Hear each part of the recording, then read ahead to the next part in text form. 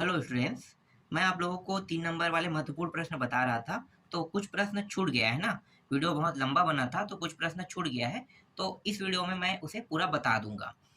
तो चलो देखते हैं प्रश्नों को, और इन सारे प्रश्नों की अच्छे से तैयारी कर लेना। मैं जितना प्रश्न आपको दे रहा हूँ, 5 नंबर, 4 नंबर, 6 नंबर, 3 नंबर, ठीक है, 2 नंबर, 1 नंबर, तो बस इनको ही पढ़ के आपको एग्जाम में जाना है और अदर नहीं पढ़ना है। क्यों ऐसा मैं कह रहा हूँ? क्योंकि ये जो सारे प्रश्न हैं वो उन चीज़ों को ध्यान में रखते हुए बनाया गया है जिनको आप पढ़ते भी नहीं हो, और जहाँ से ये प्रश्न आते हैं उनको आप लोग नहीं पढ़ते हो।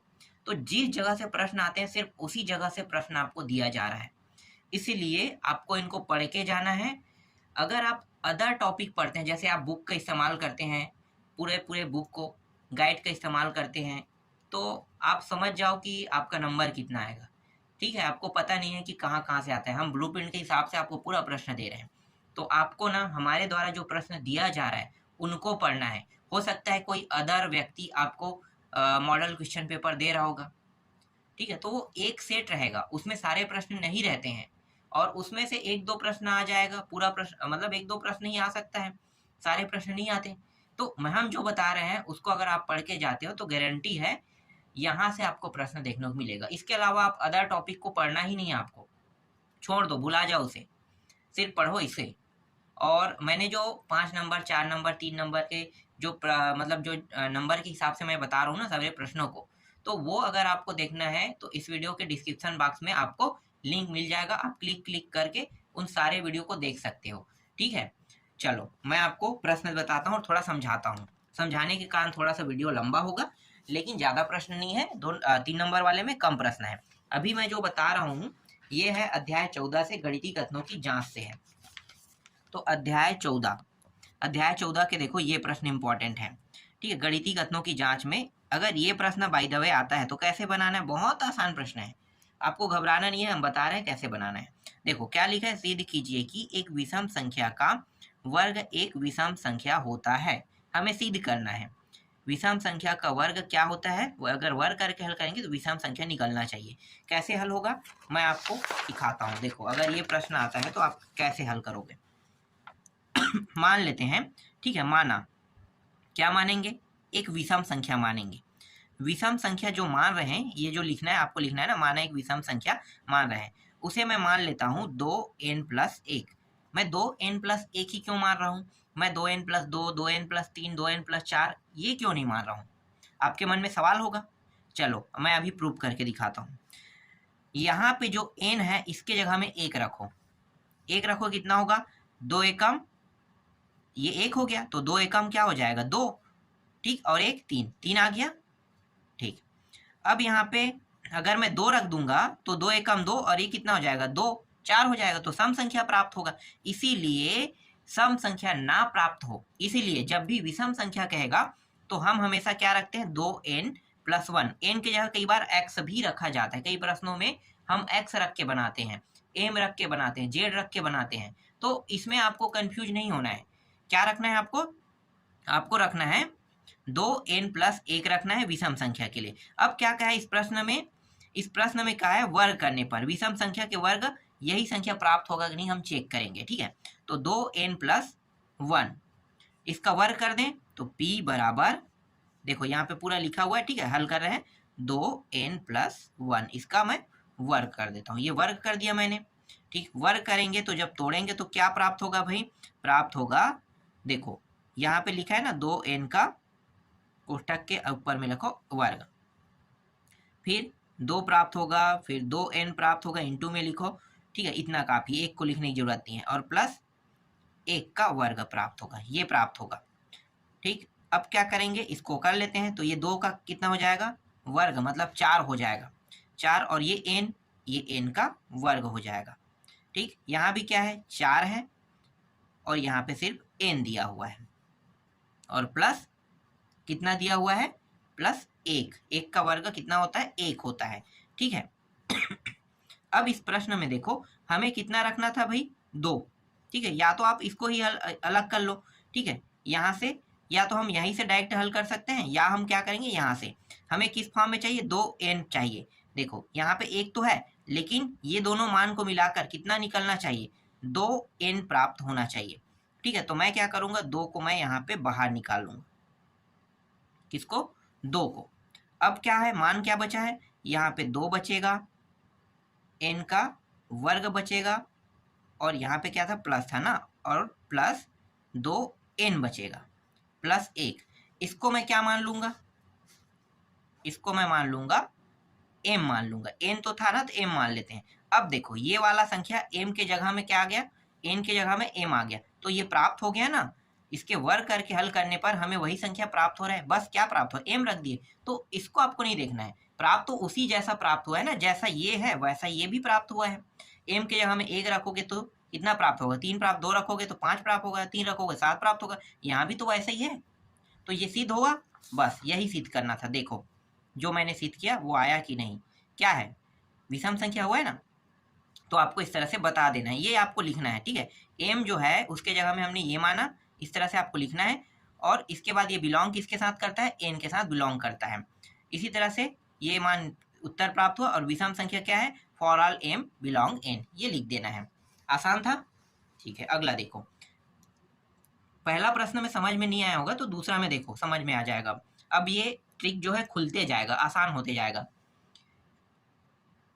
सिद्ध कीजिए कि किन्हीं दो क्रमागत विषम संख्याओं का योग 4 का गुणज होता है।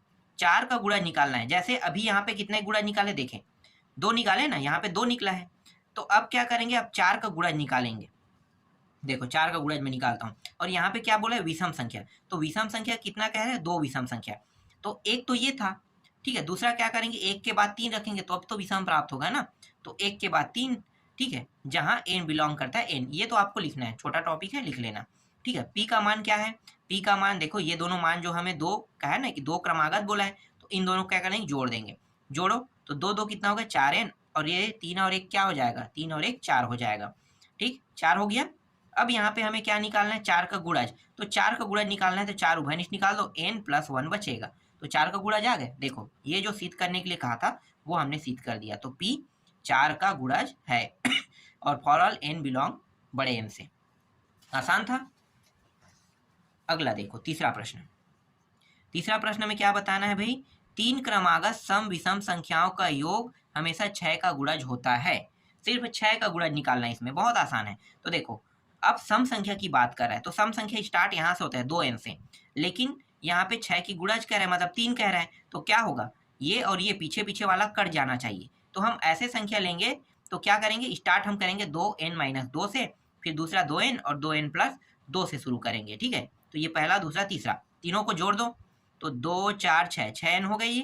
ठीक है, और ये प्लस और ये माइनस क्या कट जाएगा, कट गया 6n, और कितने गुणज होना चाहिए, 6 का। तो देखो 6 या n के साथ गुणा है, तो 6 का गुणज। तो यहाँ पे p 6 का गुणज है फॉर ऑल n बिलोंग बड़े n के साथ। आसान था। चौथा देखो, चौथा प्रश्न, सिद्ध कीजिए कि यहाँ पे ये प्रश्न दिया हुआ है, अब गुणज निकालना है 8 का, तो ये पहले से दे दिया है ये मान। ठीक है, इनको हल करके कितने गुणज निकालना है, 8 का निकालें। आसान है। इसका वर्ग तोड़ देते हैं, वर्ग तोड़ेंगे तो ये दो खंडों में इस तरह से बढ़ जाएगा ना। एक खंड है, ये क्या होगा, 1 का वर्ग 1 का वर्ग, ये है, तो 1 प्लस माइनस को यहाँ पे 2 खंडों में इस तरह से बांट दिया गया है। ठीक है, और ज्यादा कुछ नहीं किया, बस बांट दिया है। चलो अब वर्ग जब तोड़ेंगे तो क्या होगा भाई, यहाँ पे देखो ये 2n है, जुड़ जाएगा, और ये क्या होगा, कट जाएगा। ये और ये कट गया, एक सेकंड, यहाँ पे ये और ये कटेगा, ये और ये 3 और 3, क्योंकि ये माइनस अंदर जाके प्लस हो जाएगा, 6 हो जाएगा। तो ये 4 होगा और यहाँ से 6 प्राप्त होगा। तो देखो यहाँ पे कितना प्राप्त हुआ, यहाँ से ये 2 2 4 हो गया, कट गया, 3 और 3 कितना प्राप्त हो गया, 6, तो 4n और यहाँ पे 6। अब मुझे 8 का गुणज करना है, 4 का गुणज है यहाँ पे n के साथ, 8 का करूंगा, तो यहाँ से मैं क्या करूंगा, 2 निकालूंगा। तो इसे मैं 2 × 3 के फॉर्म में लिख सकता हूँ। ध्यान दो, 2 × 3 के फॉर्म में लिख सकता हूँ, बिल्कुल लिख सकता हूँ। तो 2 को इसके साथ गुणा कर दो, तो कितना हो, 4 दूनी 8, बचेगा कितना, बचेगा ये 3। तो 3 को क्या करेंगे, n के साथ लगा देंगे, तो गुणज क्या हो गया, 8 का गुणज है ना, तो 8 क्या हो गया, बाहर हो गया, तो 8 का गुणज यहाँ पे मुझे प्राप्त हो गया। ठीक, यही क्या है इसका उत्तर, समझ में आया। चलो आगे देखते हैं, 5वां प्रश्न। बस इन्हीं प्रश्नों को पढ़ना है, और कोई प्रश्न नहीं पढ़ना है, इसके अलावा कोई भी प्रश्न एग्जाम में नहीं आएगा। सिद्ध कीजिए कि 4m+9 एक विषम पूर्णांक है, जहां m एक क्या है, पूर्णांक है। ये भी आसान है। देखो 4m+9 दिया है, और हमें किस फॉर्म में लाना है, 2m+1 के फॉर्म में लाना है। यहाँ पे p क्या है, एक विषम पूर्णांक है और p का मान ये है, तो इसके फॉर्म में हमें लाना है। ठीक है, ये सब लिख लेना। p का मान मैं रखूंगा ये वाला मान, ठीक है, ये मान मुझे निकालना है। तो ये 4m प्लस, इसको क्या करूंगा, 8 + 1 लिखूंगा, 8 + 1 मैंने लिख दिया। ठीक है, यहाँ से 2 उभयनिष्ठ निकाल लेता हूँ, तो क्या होगा, 2m+4 हो गया। ठीक है, क्योंकि 2 होना चाहिए ना आगे में, 2 देखो, तो 2 मैंने यहाँ पे निकाल लिए। बाकी मान को मैं क्या करूंगा, इस पूरे मान को मैं मान लूंगा m। क्या मान लूंगा, m। तो देखो m ना मान के n भी कर सकते हो, ठीक है, n 2n करो या 2m करो, तो इसको m मानो या n कर लो, n कर लेते हैं, या फिर k, यहाँ पे k माना गया है, k रख लेते हैं। चलो, तो क्या हो जाएगा, 2k+1 प्राप्त होगा। तो देखो इसके जगह हम 1 रखोगे, इसके जगह हम 1 रखोगे, वही वैल्यू प्राप्त होगा ना। 3 यहाँ भी आएगा, यहाँ भी 3 आएगा, मतलब ये क्या है, ये दोनों जो है सेम प्राप्त हुआ है। तो इस तरह से इसे बनाते हैं, आसान है। चलो आगे देखो ये प्रश्न तो बहुत आसान है, बहुत आसान, 6वां प्रश्न। देखो क्या करना है, अगर ये प्रश्न आता है, दिया हुआ है कि ABC एक समांतर चतुर्भुज है, कोण B बराबर 80, तब समांतर चतुर्भुज के अन्य कोणों के बारे में आप क्या निष्कर्ष निकाल सकते हैं, कह रहा है। देखो कितना आसान है, एक कोण दिया है, इसके सम्मुख कोण कौन है, ये, तो ये 80 है, मतलब ये भी क्या होगा, 80 अंश का होगा। तो देखो बी कोण डी कोण क्या हो गया, 80 है, दोनों 80 हो गया। अब इन दोनों कोणों का मान कितना होगा, दो कोणों का मान, इसे दो हिस्सों में बांट देते हैं, एक कोण एक कोण, तो इन दोनों कोणों का मान 180 अंश होता है। तो देखो कोण ए प्लस बी कोण का मान, ठीक है, 80 अंश और बराबर ये, तो इसको इस पार ले जाएंगे तो ए का मान क्या निकल जाएगा, ए का मान 100 अंश निकल जाएगा। अब इसके सम्मुख कौन है, सी है, तो सी का मान भी कितना होगा, 100 होगा। देख लो आसानी से आ गए, दोनों बराबर है, मतलब सी का कोण क्या है, 100। समझ में आ गए। तो इस तरह से प्रश्न को बनाना है आपको, बहुत आसान है। चलो आगे देखते हैं। इसके बाद 7वां प्रश्न देखो, ये 7वां प्रश्न, ये भी प्रश्न सेम टू सेम है ना। क्या कहे, सिद्ध कीजिए कि एक विषम और एक सम, मतलब मुझे एक विषम संख्या लेना है और एक सम संख्या लेना है, और दोनों को क्या कर देना है, जोड़ देना है। तो उनका जो मान है वो विषम प्राप्त होता है कि नहीं, ये देखना है। विषम आता है तो सिद्ध हो जाएगा। देखो सम संख्या मैं क्या लूंगा, सम संख्या में 2n लूंगा या 2k, ठीक है, मैंने बताया था ना 2n से शुरू होता है, तो यहाँ पे 2k लिख दिया, n के जगह में k रख दिया है। तो मैंने क्या किया कि जो सम संख्या है वो 2k रख दिया, और विषम संख्या का सबसे पहला मान क्या होता है, 2n+1 होता है, तो यहाँ पे k रखा है तो आप k1 रख दो। ठीक है, चाहो तो आप m रखो चाहे n रखो, मतलब तो एक ही है, हमारे लिए तो एक ही है भाई। ठीक है, तो यहाँ पे k1 रख दिया है, तो ये हो गया। अब इन दोनों को जोड़ दो, तो जोड़ेंगे तो क्या हो जाएगा, जोड़ेंगे तो 2k+1 और ये 2k, ठीक है, और इनमें 2 लगा है ना दोनों में, तो एक जगह रख लेते हैं, एक जगह रखेंगे, 2 उभयनिष्ठ निकल जाएगा, k1 और k, दोनों को क्या मान लेंगे, m मान लेंगे। तो देखो 2m+1, और ये क्या है, ये एक विषम संख्या है। ठीक, क्या है विषम संख्या, क्योंकि हम विषम संख्या की जगह यही मान तो रखते हैं ना, तो ये विषम संख्या है। ठीक, तो ये क्या हो गया, सिद्ध हो गया है, बस यहाँ पे लिख दो, सिद्ध हुआ क्या, आगे आपको लिखने की जरूरत नहीं है, बस आपको बता देना क्या क्या माने हैं, बस इतना ही करना है। चलो आगे देखो, एक और प्रश्न है यहाँ पे, वो 9 वाला था ना, सेम टू सेम वैसा ही, इसे क्या करें, 6+1 में तोड़ लेंगे। देखो डायरेक्ट बताता हूँ मैं, हमें निकालना है इसके बराबर निकालना है। ठीक है, p था, हम लोग p रखते थे, p बराबर 2m+1 रखते थे। ठीक है, पीछे वाले प्रश्न जैसे सेम टू सेम। तो यहाँ पे क्या गया है, m के जगह k रख दिया और p के जगह में n रख दिया है। ठीक है, घबराना नहीं है प्रश्न को देखकर। तो क्या करेंगे, ये इसके फॉर्म में हमें सिद्ध करना है। तो देखो कैसे सिद्ध करोगे, मैं क्या करूंगा, n के जगह में ये जो मान है इसको रखूंगा, इसको 6 और 1 में तोड़ दूंगा। ठीक है, और इसके बाद यहाँ पे दोनों में से उभयनिष्ठ निकाल लेंगे, बचेगा k+3 बचेगा। इस k+3 को मैं क्या मान लूंगा, m मान लूंगा, तो 2m+1 प्राप्त हो गया। देख लो 2m+1 क्या है, विषम संख्या प्राप्त हुआ। तो आप बता सकते हो कि एक विषम पूर्णांक है, और फॉर ऑल m किसके साथ बिलोंग करता है, i के साथ बिलोंग करता है। इस तरह से आप बता सकते हो, सिद्ध हुआ आसानी से। ठीक है, ये 2 प्रश्न मैं बता नहीं रहा हूँ, मैं इसको उत्तर दे रहा हूँ, इंपॉर्टेंट है, और मेरे हिसाब से ये बहुत कम इंपॉर्टेंट है, इसलिए मैं आपको सीधा इसका उत्तर दे रहा हूँ। अगर आपको लगता है समय है तो पढ़ लेना। ठीक है, बहुत कम इंपॉर्टेंट है, पर बहुत कम इंपॉर्टेंट है। और ये 10वां प्रश्न भी वैसा ही है, देख लो। इसके अलावा ये 10वां प्रश्न भी कम इंपॉर्टेंट वाला प्रश्न है, इसका पूरा उत्तर मैं दिखा देता हूँ। ठीक है, इसके बाद एक और प्रश्न है, टोटल इसमें ना 11 प्रश्न है, 11 प्रश्न पढ़ना है 3 नंबर के प्रश्न के लिए, इस अध्याय से 11 प्रश्न। ये अंतिम प्रश्न है। देखो क्या करोगे, 6n+13 है, तो मैंने क्या बताया था आप लोगों को, इसे हमें 2n+1 के फॉर्म में लाना है। इसको क्या करेंगे, 12+1 में तोड़ देंगे, देखो यहाँ पे तोड़ा है ना, तो 2 हमें हमें निकालना है, 2 निकाल लिए, बाकी बचा इसको क्या मान लेते हैं, कुछ मान लेते हैं, के मान लेना, के मानोगे तो 2 के प्लस 1 प्राप्त हो जाएगा, जो क्या है, विषम पूर्णांक है। तो ये प्रश्न बन गया। ठीक है, ऐसे प्रश्नों को बस ऐसे ही बनाना है आपको। तो ये समझ में आ गया, इससे रिलेटेड ही प्रश्न एग्जाम में आएंगे, इससे रिलेटेड कोई भी अदर प्रश्न एग्जाम में नहीं आएगा। ठीक है, मतलब और इससे अलग नहीं प्रश्न आएगा, रिलेटेड ही आएगा। हिचकी आ रहा है कैसे। चलो आगे देखते हैं। इसके बाद देखो, ये जो है ना ठोस आकृतियों के पृष्ठीय क्षेत्र, क्षेत्रफल एवं आयतन से 3 नंबर के प्रश्न आएंगे। तो चलो मैं बताता हूँ कौन कौन से प्रश्न आने वाले हैं, देख लेते हैं। ज्यादा प्रश्न भी इसमें भी नहीं देखेंगे, कम देखेंगे, थोड़ा मैं समझा दूंगा आपको, आसान रहेगा प्रश्न। देखो, एक बेलन के आधार का क्षेत्रफल 154 वर्ग सेंटीमीटर और ऊंचाई कितना है, 10 है। बेलन आप बनाना जानते हो, ये बेलन है। ठीक है, ये ऊंचाई है, ऊपर से नीचे को क्या कहते हैं, ऊंचाई 10 सेंटीमीटर है। और इसके क्षेत्रफल, क्षेत्रफल कितना बताया है, आधार का क्षेत्रफल, मतलब ये नीचे जो एरिया है ना, अगर मैं एक बोतल को रखता हूँ, बोतल समझ गए क्या चीज है, पानी पीने वाला बोतल है, नीचे की ओर जो पानी भरा है तो उसको हम क्या कहते हैं, नीचे जिसमें वो रखा होता है वो पाया है उसका ना, वही पाया क्या है, एक वृत्त बना रहा है। तो उसी वृत्त वाले जो मान है उसका मान दिया है 154 सेंटीमीटर स्क्वायर दिया हुआ है। और निकालना क्या है बेलन का आयतन। तो क्या करेंगे, इन दोनों को बस गुणा कर देंगे, बस इन दोनों को गुणा कर दो, इन दोनों को गुणा करोगे तो ये मान प्राप्त हो जाएगा। देख लो यहाँ पे पाई आर स्क्वायर एच, तो पाई आर स्क्वायर का मान तो ये है 154। ठीक है, और ऊंचाई कितना, इतना, तो एच के साथ इसको गुणा करोगे तो ये प्राप्त हो जाएगा। बन गया ये प्रश्न, इजी ट्रिक है ये बहुत। देखो, एक बेलन के आयतन ज्ञात कीजिए जिसकी त्रिज्या 3 सेंटीमीटर और ऊंचाई कितना है, 14 सेंटीमीटर। क्या ज्ञात करना है, आयतन ज्ञात करना है। आयतन का सूत्र पता है, नहीं पता है तो रट लेना, आयतन का सूत्र है पाई आर स्क्वायर एच है। ठीक है, अब त्रिज्या का मान कितना है, 3 है, तो 3 का 2 बार रखें, 3 3, और एच का मान कितना है, ये 14 है, और पाई को 22/7 लिखते हैं। बस 7 और 2 निकट गया, फिर इन तीनों को, इन सभी को गुणा कर दो, गुणा करोगे तो ये मान प्राप्त हो जाएगा। बन गया ये भी प्रश्न। बहुत इजी प्रश्न आएंगे आपके एग्जाम में। और ये तो मुझे लग रहा है मैं जो अभी बता रहा हूँ ये तो छोटे छोटे प्रश्न है, 2-2 नंबर के लायक, लेकिन 3 नंबर के में आ सकते हैं, इसलिए मैं आपको बता रहा हूँ। ठीक है, एक गोले, यहाँ पे ग्लोब दिया है, एक गोले का व्यास 14 सेंटीमीटर, पृष्ठीय क्षेत्रफल ज्ञात कीजिए कह रहा है। बहुत आसान है, देखो पृष्ठीय क्षेत्रफल ज्ञात करना है। यहाँ पे मैंने 28 भी रख के बनाया है। ठीक है, 28 कई बार होता है, 28 दे देगा, उसके बाद इसको हल करो कहेगा, तो आपको ना जब मान चेंज करके देगा तो आपको हल कैसे करना है, चलो मैं बताता हूँ। देखो क्या कहे, व्यास की बात करें 14, तो त्रिज्या कितना होता है, आधा होता है, 14 है मतलब 7 होगा, तो आर का मान कितना आ गया, 7 आ गया। अब यहाँ पे क्या ज्ञात करें, क्षेत्रफल।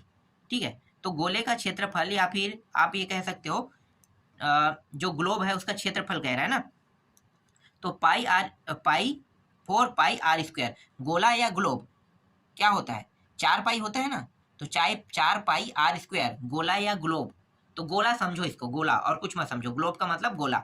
तो ये उसका क्षेत्रफल का सूत्र है। 4 पाई का मान 22/7, आर का मान कितना निकला है, 7 का वर्ग, ये है 7 7 करिए, इन तीनों को गुणा कर दो, 600 कितना आएगा, 16 आएगा, 28 रखोगे तो ये 14 और 14 हो जाएगा। ठीक है, यहाँ पे बस वो रख के हल कर देना, उससे भी उत्तर आ जाएगा। ठीक, यहाँ पे एक और प्रश्न दिया है, इसको मैं बता नहीं रहा हूँ। यहाँ पे क्या है, गोले के पृष्ठीय क्षेत्रफल ज्ञात की जिसकी त्रिज्या 21 सेंटीमीटर है। इस बार त्रिज्या दिया हुआ है तो गोले में क्या करो, इसका मान 21 बस रखना है, यहाँ पे आर का मान ये 22/7 रहेगा, 21 करके रख दो। ठीक है, काट फीट में क्या हो जाएगा देख लो, तो ये उत्तर आ जाएगा, आसान था। ठीक, 9वां देखो, एक घनाभ की बात कर रहा है। अभी हमने बेलन वाला टॉपिक देखा, ठीक है, गोला वाला देख लिया, अब ये क्या है, घनाभ वाला है। घनाभ वाला कैसे बनाओगे, घनाभ वाला बहुत आसान है, ये भी देखो क्या कह रहा है, लंबाई 10 सेंटीमीटर, चौड़ाई 10 सेंटीमीटर, ऊंचाई 5 सेंटीमीटर, तो घनाभ के आकाशीय विकर्ण की लंबाई ज्ञात कीजिए। यार कितना आसान आसान प्रश्न पूछता है। आकाशीय विकर्ण का सूत्र बस याद रखो, ए का वर्ग प्लस बी का वर्ग प्लस सी का वर्ग, पाइथागोरस प्रमेय याद है। बस पाइथागोरस प्रमेय में 2 होते हैं मान, ए बी, लेकिन इसमें क्या हो जाएगा, क्योंकि ये क्या है, घनाभ है ना, तो 3 रहेगा, तो ये तीनों को क्या कर देंगे, इस तरह से लिख देना है। बस इनके मानों को यहाँ पे वर्ग वर्ग करके रख दो, 225, और ये 15 का क्या होता है, 225 वर्ग होता है, 15 यहाँ पे बाहर निकल गया। आगे देखो 10वां प्रश्न, एक घनाभ 8, 4 और 2 मीटर ऊंचा है, मतलब लंबाई चौड़ाई ऊंचाई सब दिया है। यहाँ पे आकाशीय विकर्ण बताना है, तो ये भी सेम वैसे ही हल होगा, देख लो। ठीक है, ये सेम टू सेम हल होगा, ये निकल जाएगा।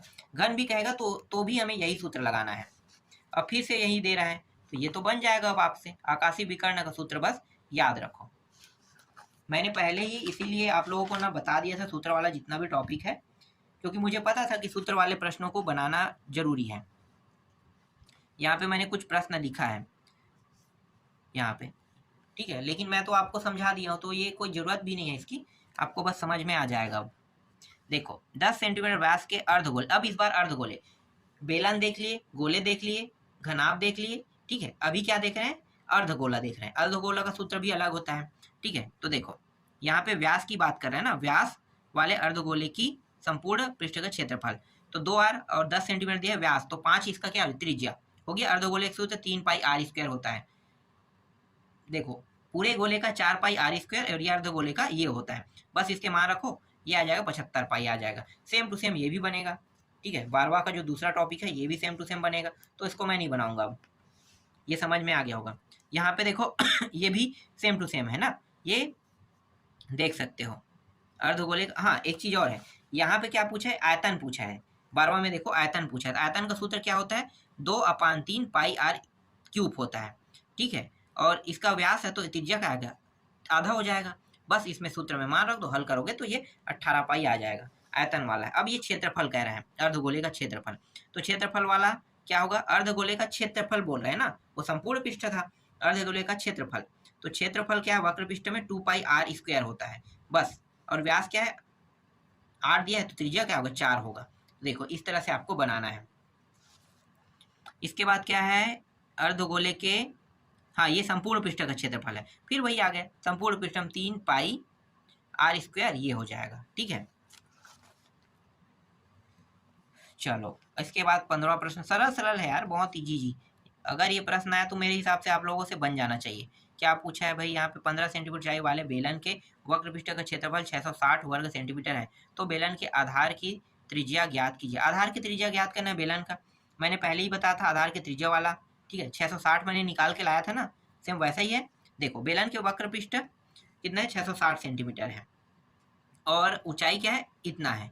तो वक्र पृष्ठ क्या होता है, एक गोल राउंडिंग वर्ग, वर्ग जानते हो ना, तो वर्ग का सूत्र क्या है, 2 पाई आर होता है। परिधि मतलब जो आप परिधि बोलते हो उसको क्या कहते हैं, 2 पाई आर बोलते हो ना, तो 2 पाई आर है। लेकिन इसमें क्या करना है, वक्र पृष्ठ बोल रहा है और ऊंचाई भी दिया है, तो ऊंचाई को इसके साथ गुणा कर दो, तो जो मान हमें ये प्राप्त हुआ है देखो 660, इसको हम क्या कहेंगे, बेलन का वक्र पृष्ठ है बराबर 2 के बाद 22/7, आर का मान ज्ञात करना है और 15 ये, तो आर का मान कितना आ गया, 7 आ गया। देखो कितनी आसानी से आ गया, ठीक है। ये सब इंपॉर्टेंट प्रश्न है, इजी प्रश्न है और इंपॉर्टेंट है। देखो ये प्रश्न, एक बेलन का व्यास 14 सेंटीमीटर तथा ऊंचाई 10 सेंटीमीटर, बेलन के वक्र पृष्ठ ज्ञात कीजिए। फिर बेलन पे आ रहे हैं ना हम लोग, किस पे आ रहे हैं, बेलन पे। तो क्या क्या है इसमें, व्यास है तो त्रिज्या क्या होगा 7 हो जाएगा, और ऊंचाई कितना है 10, तो क्या निकालना है, बेलन का वक्र पृष्ठ, वक्र पृष्ठ क्षेत्रफल क्या, तो 2 पाई आर एच होता है, ये रखो 2 पाई आर एच, तो ये त्रिज्या 7 रखेंगे, एच का मान 10 और पाई का मान 22/7 रख दो, हल करोगे यह प्राप्त हो जाएगा। ये भी वक्र पृष्ठ वाला होगा, देख लो सेम टू सेम प्रश्न है, ये सेम टू सेम है, ठीक है। सॉल्यूशन सेम टू सेम रहेगा, इसका भी सॉल्यूशन सेम टू सेम रहेगा, तो जो सेम टू सेम सॉल्यूशन उसको क्यों हल करें, हल करने की आवश्यकता ही नहीं है, ठीक है, इसको हल नहीं करेंगे, ये रहा। इसके बाद ये तो मैं, ये वाला मैंने बता दिया आप लोगों को ना, पहले ही समझा दिया है कि ऐसे प्रश्नों को कैसे बनाते हैं, ठीक है। आगे देखें, यहाँ पे देखो ये क्या है, उस बड़े से बड़े खंभे की लंबाई ज्ञात कीजिए, 10 मीटर 10 और ये 5, मतलब एक प्रकार का घन है, तो घन का सूत्र लगाएंगे, ठीक है। क्या निकालना है, और कमरे में रखा जा सकता है तो विकर्ण निकालना है। देखो क्या करना है, बड़े से बड़े खंभे की लंबाई कमरे के आकाशीय विकर्ण, सूत्र लगा दो 15 निकल जाएगा, बहुत आसान है। अगला देखो, इसके बाद ये प्रश्न देखते हैं, एक बेलन के आधार की त्रिज्या 14 और ये ऊंचाई, फिर वही रिपीट हो रहा है, मैं क्या बताऊं इसको, ठीक है। वक्र पृष्ठ क्षेत्रफल बताना है और संपूर्ण पृष्ठ क्षेत्रफल, तो पहले वक्र पृष्ठ क्षेत्रफल निकालो, ये रहा, और संपूर्ण पृष्ठ का क्षेत्रफल निकालोगे, क्या लिखोगे, 2 पाई आर एच, इसमें थोड़ा सा सूत्र चेंज होगा, ठीक है। देखो यहाँ पे 2 पाई आर फिर आर प्लस एच, बस 14 10 यहाँ पे लिख दो, बाकी ये तो आर 2 पाई आर तो था ही, तो यहाँ पे 88 और ये उत्तर आ जाएगा, ठीक है। ये हमारा अंतिम प्रश्न है इसमें का।